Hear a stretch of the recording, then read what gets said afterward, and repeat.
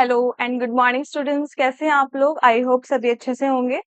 आज हम पढ़ेंगे क्लास फिफ्थ का fourth chapter which is Bharat का लाल, जिसका नाम है भारत का लाल। भारत का लाल मीन्स भारत के बच्चे। पाठ परिचय।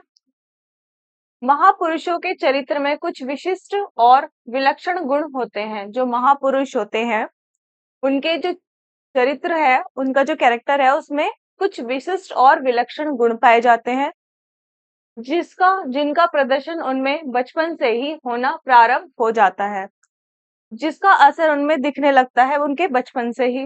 ये चारित्रिक गुण ही उन्हें दूसरों से अलग और विशेष बनाते हैं, और उनके चरित्र का ये जो गुण होता है वही उन्हें दूसरों से अलग बनाता है। ऐसे ही गुणों वाले भारत के लाल से इस पाठ में हमारे परिचय कराया गया है। इस पाठ में हमें ऐसे ही एक भारत के लाल का परिचय कराया गया है। Let's begin the chapter. Chapter start करते हैं बच्चों।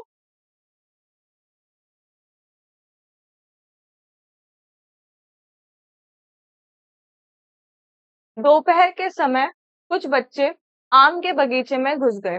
दोपहर का टाइम था। कुछ बच्चे, जैसे सभी बच्चे ऐसे दोपहर के टाइम में खेलने कूदने लगते हैं, बाहर घूमने लगते हैं, तो वैसे ही कुछ बच्चे बगीचे में गए।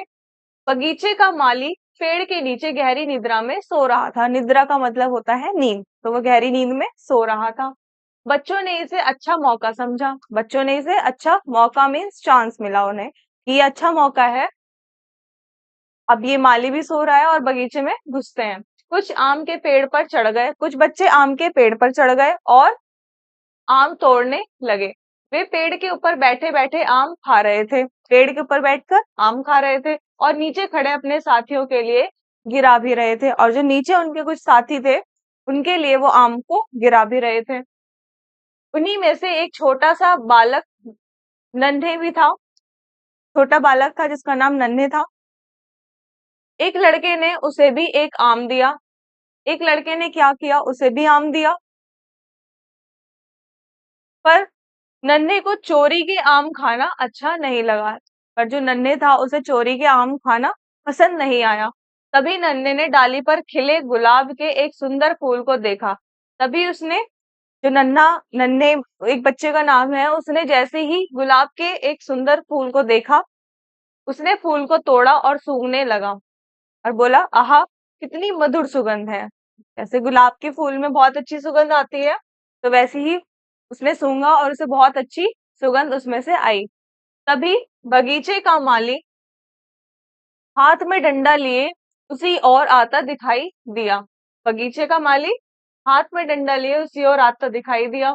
सब बच्चे तेजी से इधर उधर भाग गए। सभी बच्चे इधर उधर भाग गए, पर नन्हे वहीं खड़ा रहा। उसने सोचा, मैंने कोई आम नहीं तोड़ा। उसने सोचा कि मैंने तो कोई आम तोड़ा ही नहीं है।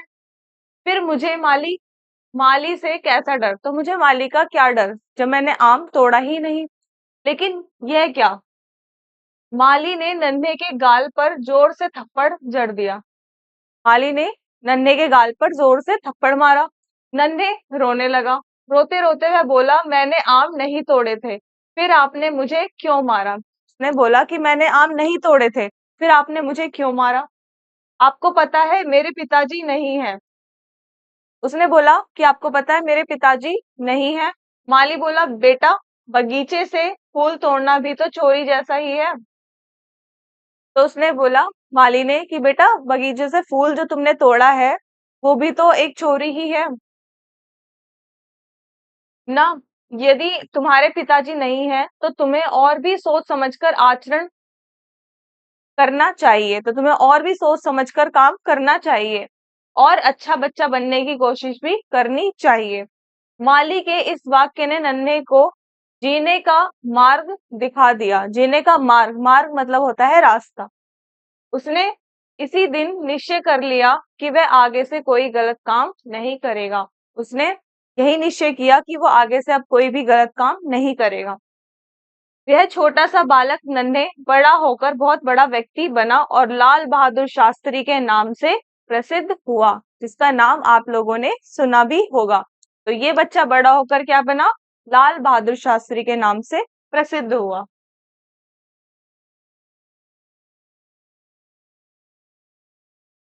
लाल बहादुर शास्त्री का जन्म उत्तर प्रदेश के मुगल सराय कस्बे में 2 अक्टूबर 1904 को एक निर्धन यानी कि गरीब परिवार में हुआ था।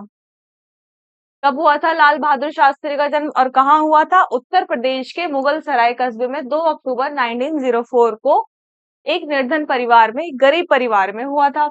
इनके पिता का नाम शारदा प्रसाद श्रीवास्तव था। इनके पिता का नाम शारदा प्रसाद श्रीवास्तव था, जो एक छोटे से प्राथमिक विद्यालय में अध्यापक थे। इनकी माता का नाम रामदुलारी देवी था और माता पिता दोनों बहुत सरल स्वभाव के और नेक थे। नन्हे जब मात्र 1.5 वर्ष के थे, जब वो 1.5 साल के थे, तब उनके पिता का निधन हो गया। निधन का मतलब होता है मृत्यु। पिता की मृत्यु के कारण इनका पालन पोषण इनके नाना के यहाँ हुआ। तो इनका पालन पोषण इनके नाना जी ने किया। 10 वर्ष की आयु में उन्होंने छठी कक्षा पास कर ली। 10 वर्ष की आयु में उन्होंने छठी कक्षा पास कर ली थी। आगे पढ़ने के लिए उन्हें उनके मौसा रघुनाथ प्रसाद के घर बनारस भेजा गया। अब आगे की पढ़ाई करने के लिए उन्हें उनके मौसा के घर भेजा गया, जो कि बनारस में रहते थे। नन्हे ने कठिनाइयों से कभी हार मानना सीखा ही नहीं था। उसने कठिनाइयों से हार मानना कभी नहीं सीखा था कि वो कठिनाई आए और वो हार मानकर बैठ जाए। एक बार की बात है, ये अपने सहपाठियों के साथ मेला देखने गंगा पार गए। एक बार की बात है, ये अपने सहपाठियों के साथ मेला देखने के लिए गंगा पार गए हुए थे। मेला देखने के बाद इनके सब साथी नौका पर बैठकर गंगा पार हो गए। सभी पार हो चुके थे, पर नन्हे के पास नौका का किराया देने के लिए पैसे नहीं थे। पर नन्हे के पास इतने पैसे नहीं थे कि वो नौका का किराया दे और वो भी अपने और साथियों के साथ पार हो जाए। उन्होंने न तो अपने किसी साथी से पैसे मांगे और न ही किसी को यह पता चलने दिया कि उनके पास पैसे नहीं हैं।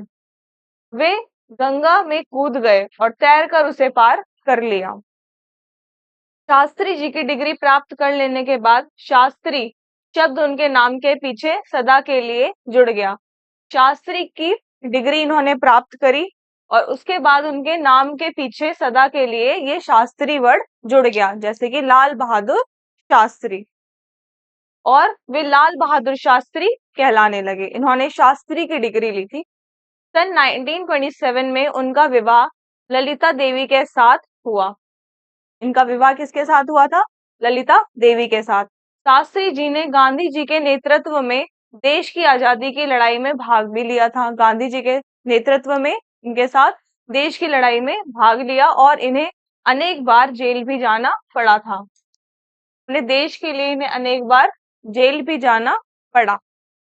तो ये है लाल बहादुर शास्त्री। इन्हें आप लोग देखा होगा आप लोगों ने फोटोज में। स्वतंत्रता प्राप्ति के बाद इन्होंने केंद्रीय मंत्री के रूप में भी अपनी योग्यता का परिचय दिया था। स्वतंत्रता, फ्रीडम जब मिली उसकी प्राप्ति के बाद इन्होंने केंद्रीय मंत्री, केंद्र के जो मंत्री होते हैं उनके रूप में भी अपनी योग्यता का परिचय दिया था।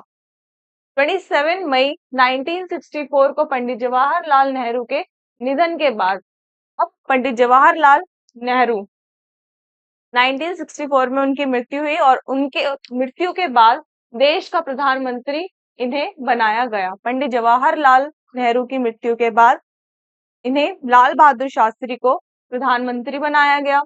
छोटे से कद के शास्त्री जी ने थोड़े ही दिनों में अपनी कार्य कुशलता से सबका दिल जीत लिया। कद भले ही इनका छोटा था, पर इन्होंने थोड़े ही दिनों में अपनी कार्य कुशलता के कारण, अपने काम के कारण सभी का दिल जीत लिया। सन 1965 में पाकिस्तान के हमले के समय उन्होंने जिस दृढ़ता का परिचय दिया, जिस बहादुरी का परिचय उन्होंने दिया, उसे कोई भूल नहीं सकता। भारतीय फौज ने पाकिस्तान के छक्के छुड़ा दिए। जो भारत के जो फौजी लोग थे उन्होंने पाकिस्तान को हरा दिया और हमारी फौजें लाहौर तक पहुंच गई। और हमारी जो फौजें थी इंडिया की, वो लाहौर तक पहुंच गई। पाकिस्तान को मुंह की खानी पड़ी, यानी कि उनकी पराजय हुई, उनकी हार हुई। इन्होंने जय जवान जय किसान का नारा भी दिया था।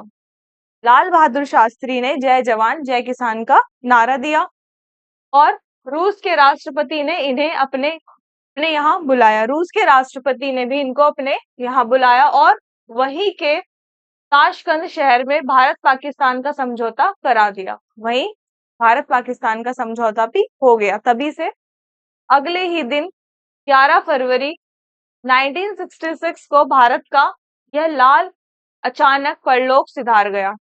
इनकी मृत्यु हो गई लाल बहादुर शास्त्री की कब? 11 फरवरी 1966 को। भारतवासी इस लाल को सदा याद रखेंगे। तो ये थी लाल बहादुर शास्त्री की स्टोरी। तो देखा आपने कि भारत का लाल जो होता है उसमें बचपन से ही उसके गुण विद्यमान होते हैं, वो बचपन से ही उसमें दिखाई देने लगते हैं। तो जैसे लाल बहादुर शास्त्री को भी आपने देखा। तो ये थी बच्चों लाल बहादुर शास्त्री की स्टोरी। आई होप आप लोगों को बहुत अच्छे से समझ आई होगी और अच्छी भी लगेगी। Thank you.